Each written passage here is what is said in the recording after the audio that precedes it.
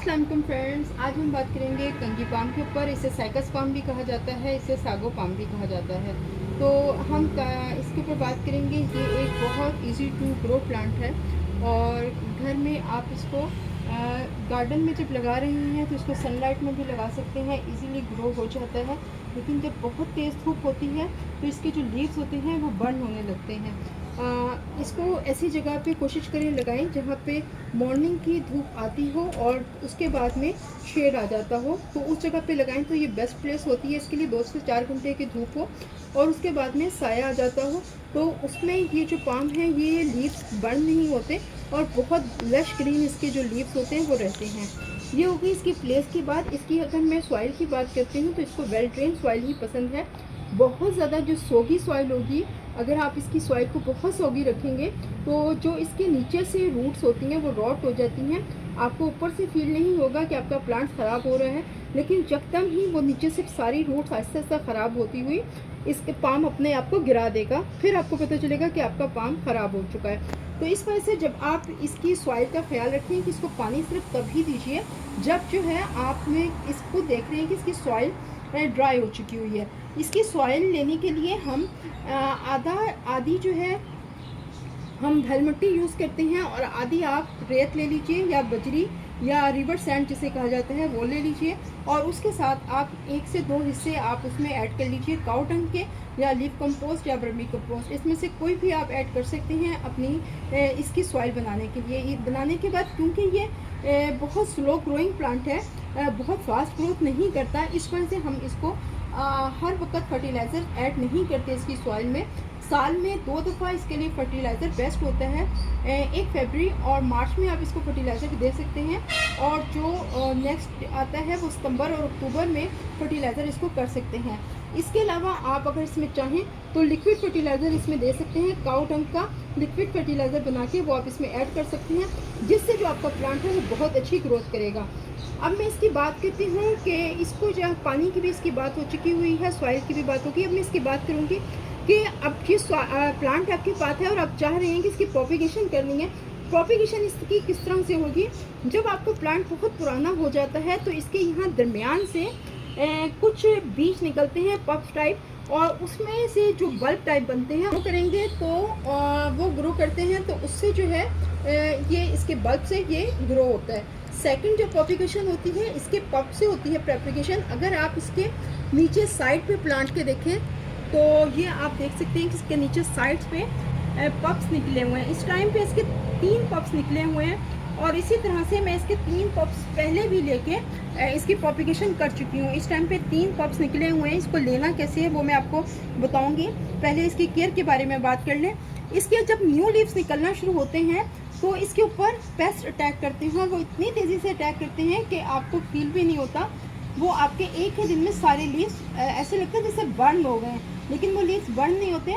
वो पेस्ट का अटैक होता है और वो न्यू लीव्स के ऊपर फ़ौरन से होता है, फ़ौरन न्यू लीव्स बर्न हो जाते हैं, लेकिन वो पेस्ट अटैक होता है, वो खा लेते हैं सारे जो पेस्ट होते हैं, वो लीव्स को ख़त्म कर देते हैं, न्यू लीव्स बनने ही नहीं देते। तो उसके लिए बेस्ट है कि आप नीम ऑयल का स्प्रे करें, लेकिन नीम ऑयल का स्प्रे एक दिन से फ़र्क नहीं पड़ता।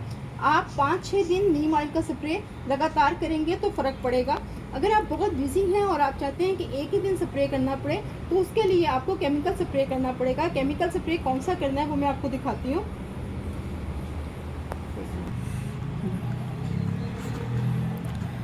ये देख सकते हैं ये ट्राइसिन का स्प्रे है। ये ट्राइसिन का स्प्रे अगर आपको किसी भी नर्सरी से मिल जाएगा या किसी भी जो नर्सरी पॉइंट्स होते हैं जहाँ पे नर्सरीज की चीज़ें प्लांट्स की चीज़ें मिलती हैं वहाँ से आपको इजीली ये मिल जाएगा। ट्राइसिन है, इसको आप स्प्रे कर सकते हैं। लेमडा लेके उसको स्प्रे कर सकते हैं, या एक मिलती है डाइसिन, डाइसिन लेके उसको भी स्प्रे कर सकते हैं। ये मैं आपको पिक्चर्स इसकी दे दूँगी।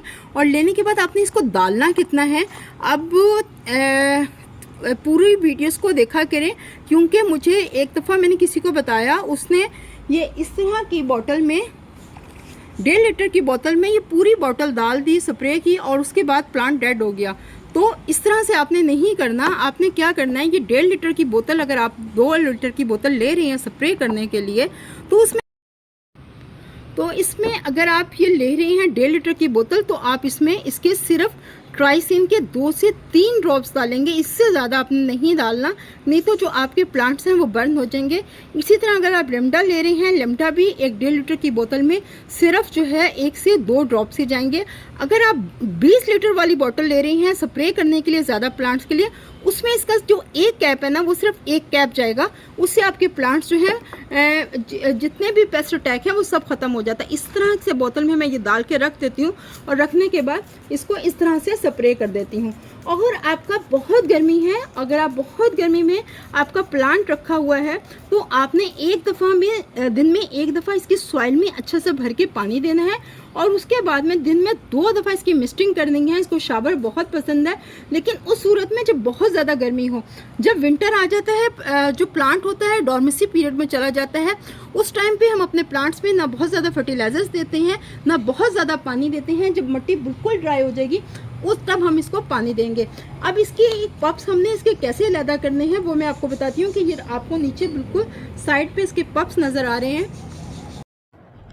आप जब इसके पप्स को निकालना हो, आपने इसके पप्स को हार्वेस्ट करना हो, तो आप इसकी ज़मीन को, जो सॉइल को 1 से 2 दिन पहले थोड़ा सा वेट रखेंगी, और ताकि इसकी जो सॉइल है वो नरम हो जाए। इसी तरह अगर ये पॉट में है तो आपने पॉट की भी सॉइल को पहले अच्छा सा गीला कर लेना है, ताकि जो सॉइल है वो नरम हो जाए और पप्स निकलने में आसानी रहे। इसको साइड से हल्का हल्का नरम करने के बाद हम इजीली पप्स को हार्वेस्ट कर सकते हैं। इस तरह से कि मैंने 2 पप्स हार्वेस्ट कर लिए। एक फ्रंट पे पप्स है वो मैं बाद में इसको हार्वेस्ट कर लूँगी। एक जो पप मैंने हार्वेस्ट किया उसमें 2 से 3 जो हैं पप्स छोटे छोटे वो लगे हुए हैं, लेकिन उन सबको मैं एक ही पॉट में लगाऊंगी। सॉइल मैंने इसमें ली है, हाफ़ मैंने ली है इसमें जो बल मिट्टी होती है वो, और हाफ़ जो है रिवर सैंड ली है, और उसमें थोड़ी सी मैंने अपनी लीफ कंपोस्ट ऐड की है।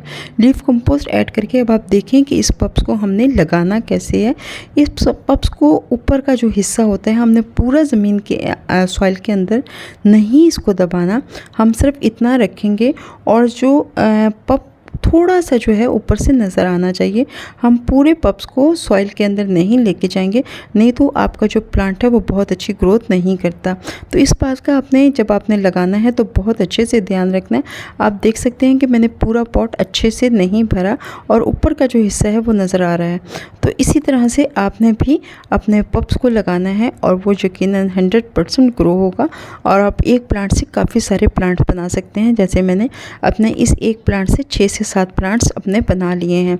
अब आप देख सकते हैं कि ये एक दूसरा है और इसमें छोटे छोटे पप्स निकले हैं। तो मैं इसको क्या करूँगी कि एक ही पॉट में लगाऊंगी, क्योंकि मुझे इसको आगे बॉन्साई की शेप देनी है।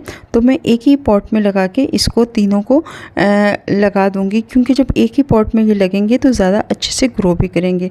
लगाने के बाद आपने इसको इसमें पानी दे देना है, और पानी उसके बाद दोबारा आपने तब देना है जब इसकी जो सॉइल है वो बिल्कुल ड्राई हो जाए। उम्मीद करती हूँ आपको वीडियो पसंद आएगी। पसंद आए तो प्लीज़ लाइक कर दीजिएगा। अल्लाह हाफ़िज़।